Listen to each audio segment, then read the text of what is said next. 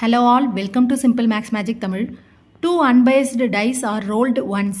Find the probability of getting the product of face value is 4 or the difference of the face value is 5.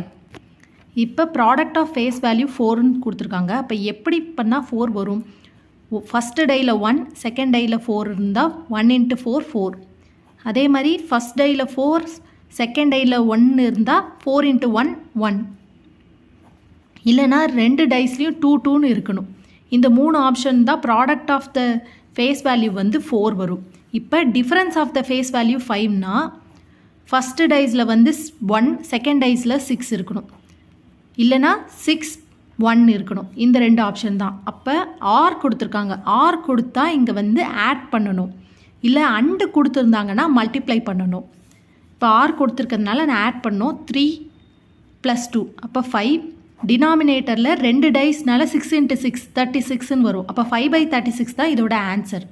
இந்த video உங்களுக்கு பிடிச்சிருந்தால் like பண்ணுங்கள், share பண்ணுங்கள், மறக்காமல் subscribe பண்ணுங்கள். Thank you so much.